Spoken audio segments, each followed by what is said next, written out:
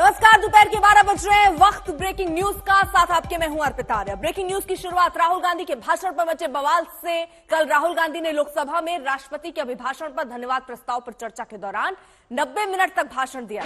राहुल गांधी कल जब बोल रहे थे तब संसद में शोर शराबा हुआ। आज भी बहस जारी है। संसद की कार्यवाही से राहुल गांधी के भाषण के कई हिस्सों को हटा दिया गया है। इस पर राहुल ने कहा कि सरकार ये कर सकती है, लेकिन मैंने जो सच कहना था वो कह दिया। सच्चाई बदल नहीं सकती।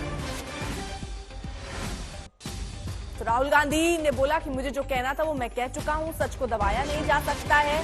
सच्चाई कभी छुप नहीं सकती। मैंने अब सच्चाई सदन के पटल पर रख दी थी।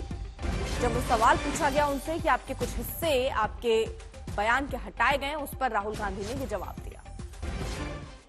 घर भी भाई, मोदी जी की दुनिया में सच्चाई एक्सपंज हो सकती है, मगर रियलिटी में सच्चाई एक्सपंज नहीं हो सकती है। जो मैंने कहा था, जो मैंने कहना था, मैंने कह दिया। वो सच्चाई है और एक्सपंज करें, जितना करना है करें। सच्चाई सच्चाई होती है। धन्यवाद। आइए आपको दिखाते हैं कि राहुल गांधी के भाषण से क्या क्या एक्सपंज किया गया, यानी संसद की कार्यवाही से उसे हटाया गया।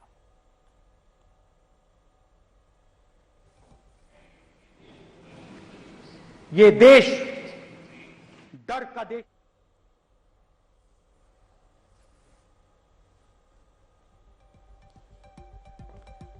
तो अग्निवीर स्कीम को लेकर किसकी है ये हिस्से जो हटाए गए हैं? उद्योगपतियों के बारे में जो टिप्पणी की थी उससे हटाया गया। अल्पसंख्यकों के साथ बर्ताव की बात जो कही थी वो हटाया गया। नीट परीक्षा में पैसे का खेल, ये सारी बातें राहुल के भाषण के ये हिस्से जो फिलहाल हटा दिए गए। हिमांशु मिश्रा हमारे साथ, हमारे सहयोगी इस वक्त जुड़ चुके हैं और जानकारी के साथ। हिमांशु, ये सारे मुद्दे जिन्हें राहुल गांधी के भाषण के वो हिस्से जिन्हें हटा दिए गए हैं, इसको लेकर राहुल गांधी कह रहे हैं कि सच को दबाया नहीं जा सकता। देखिए, राहुल गांधी अपनी बात को जरूर कह रहे हैं, लेकिन जो कुछ उन्होंने कहा लोकसभा सेक्रेटरीएट ने जो है उसको जांचने परखने के बाद एक्सपंज किया। और ना सिर्फ राहुल गांधी के भाषण के कुछ चीजों को एक्सपंज किया गया, अनुराग ठाकुर के भाषण को भी के अंदर भी कुछ बातों को एक्सपंज किया गया है। जो श्रीकांत शिंदे है, शिवसेना शिंदे ग्रुप के, उनके भी भाषणों को में से कुछ चीजों को एक्सपंज किया गया है। राज्यसभा में भी बहुत से संसद सदस्यों के जो भाषण हुए राष्ट्रपति के अभिभाषण पर चर्चा के दौरान, उनमें भी एक्सपंज किया गया। तो एक्सपंज कई चीजें की जाती रही हैं। ये पहली बार नहीं हुआ राहुल गांधी के साथ, ये सभी सांसदों के साथ होता है जो तथ्यों पर या गलत रूल के तहत जो शब्दों का प्रयोग करते हैं या कुछ ऐसी बातें कहते हैं जो नियमों के खिलाफ होती हैं, इसीलिए जो है एक्सपंज किया जाता है। और ये ऐसा नहीं है, प्रधानमंत्री नरेंद्र मोदी के भी भाषणों में कई बार जो है एक्सपंज किया है। और ये पूरा इतिहास है, चाहे वो कोई भी हो, अगर संसदीय नियम और रूल के खिलाफ अगर किसी ने कोई बात संसद के अंदर कही है तो लोकसभा सेक्रेटरीएट उसको जांचने परखने के बाद जो है एक्सपंज कर देता है। तो राहुल गांधी अब 90 मिनट बोले और खूब बोले। इतना बोले कि प्रधानमंत्री मोदी, रक्षा मंत्री राजनाथ सिंह और गृह मंत्री अमित शाह को भी बीच में उठकर अपनी बात रखनी पड़ी। कार्रवाई से बात हटाई गई तो वो हम आपको अब दिखा नहीं सकते, लेकिन राहुल गांधी के भाषण का कुछ हिस्सा दिखाते हैं जिससे आपको उनके तेवर की झलक मिल जाएगी। ये देश अहिंसा का देश है। ये देश डर का देश नहीं है। तो हमारे सारे के सारे महापुरुषों ने अहिंसा की बात की, डर मिटाने की बात की। डरो मत, डराओ मत, डरो मत, डराओ मत। और दूसरी तरफ शिव जी कहते हैं डरो मत, डराओ मत। अभय मुद्रा दिखाते हैं, अहिंसा की बात करते हैं, त्रिशूल को जमीन में गाड़ देते हैं।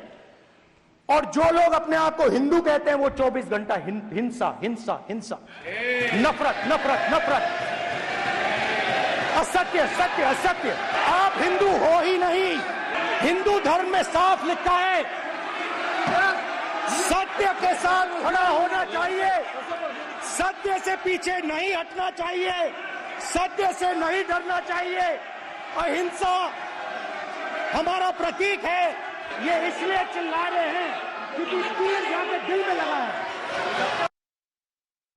गिरिराज सिंह और मनोज क्या कह रहे हैं वो भी आपको सुनवाते हैं। गांधी शुरू से कांग्रेस पार्टी सहित हिंदुओं को गाली देने का काम किया है, टेररिस्ट कहा है, कौन कौन से गाली नहीं दिए, एक नहीं 5-5, 6-6 नेताओं ने गाली दिया है। और आज तो हिंदुओं को जिस ढंग से अपमानित करने का काम किया है, टेररिस्ट कहा है, हिंसक कहा है, वो उनमें हिम्मत है क्या किसी मुसलमान को कह दे? संसद में विमर्श हो रहा है, विमर्श कभी तीखा होगा, वैचारिक विमर्श है ये। और उन्होंने एक बात जो कही वो सबको समझने की जरूरत है। हिंदू धर्म की ठेकेदारी किसी के पास नहीं है, इस्लाम की ठेकेदारी किसी के पास नहीं है, सिखिज्म की ठेकेदारी किसी के पास नहीं है। तो ये जो धर्म की ठेकेदारी सियासत में चलती है, उस पर उन्होंने बहुत अच्छा, मैं समझता हूं कि पहलकदमी उन्होंने ली, इसका स्वागत होना चाहिए। तो फिलहाल आपको बता दें, कल राहुल गांधी 100 मिनट तकरीबन बोले और आज शाम 4 बजे प्रधानमंत्री भाषण देने वाले हैं। यानी धन्यवाद प्रस्ताव पर किस तरह घमासान की स्थिति दिख रही है। राहुल गांधी ने कई मुद्दे ऐसे छुए जिस पर अब सरकार अपनी रणनीति बना रही है। सरकार ये भी कह रही है, क्योंकि आज कार्रवाई शुरू होने से पहले एनडीए की बैठक भी हुई थी और उस बैठक में ये साफ संदेश दिया गया कि राहुल ने जैसा व्यवहार सदन के अंदर किया वैसा व्यवहार नहीं करना है, यानी उससे बचने की नसीहत एक तरीके से दी गई है। उसके साथ ही साथ हिंदू वाले बयान पर बीजेपी राहुल गांधी से माफी की मांग भी कर रही है, ये भी रणनीति उनकी। लेकिन कांग्रेस समेत तमाम विपक्षी दल राहुल गांधी के साथ खड़े। मैं इतना कहूंगा, बहुत अरसे बाद एक ऐसा भाषण नेता विरोधी दल का हुआ कि तिलमिला गई भाजपा। उसका नंबर 1 मोदी 2 बार उठा, राजनाथ सिंह 2 बार उठे और अमित शाह तो ऐसा लग रहा था जैसे गिर पड़ेंगे। तो नंबर 1, 2, 3 को जो बीच में मजबूर कर दे, वो राहुल गांधी ने कल मारक प्रहार किया है भारतीय जनता पार्टी पे। किस बात के लिए माफी भाई? क्या राहुल गांधी हिंदू नहीं है? राहुल गांधी शिव जी के उपासक हैं। राहुल गांधी ने यही तो कहा है कि जो हिंदू धर्म शिक्षा देता है। राहुल गांधी ने तो हिंदू धर्म की शिक्षाओं को आपको बताने की कोशिश की है। राहुल गांधी ने कहा कि हिंदू कभी हिंसक नहीं हो सकता, हिंदू कभी नफरत नहीं फैला सकता, हिंदू के नाम पर इस तरह की बातें नहीं होनी चाहिए। राहुल गांधी ने ये बात कही और इस बात को इस तरह आप कह रहे हो तो इसका तो कोई मतलब नहीं कि इसका मतलब है कि आप मुद्दों के ऊपर चर्चाओं से भागना चाहते हो। आज संसद की कार्रवाई से पहले एनडीए की बैठक हुई। प्रधानमंत्री नरेंद्र मोदी ने एनडीए के तमाम सांसदों को संदेश दिया कि वो पूरी मजबूती के साथ और नियम के दायरे में संसद में प्रखरता से मुद्दे को उठाएं। उन्होंने कहा कि संसद मर्यादा का ख्याल रखे। उन्होंने इशारे में राहुल गांधी पर तंज कसा और सांसदों से कहा कि उनकी तरह का आचरण ना करे। तो 7 मंत्र क्या रहे? सांसदों को जितना हो सके उतना सीखिए, ये कहा गया। साथ ही साथ नए सांसद संसद की प्रक्रिया जो होने वाली है या जो होती है उसे समझें, अपने क्षेत्र को पूरा वक्त दें सांसद, ताकि जो योजनाएं हैं सरकार की वो धरातल तक पहुंच सके। पूरी तैयारी के साथ संसद आए। नए सांसद प्रधानमंत्री संग्रहालय भी जाएं, सभी प्रधानमंत्री के सफर के बारे में जानें, सभी प्रधानमंत्री के अनुभवों से सीखें।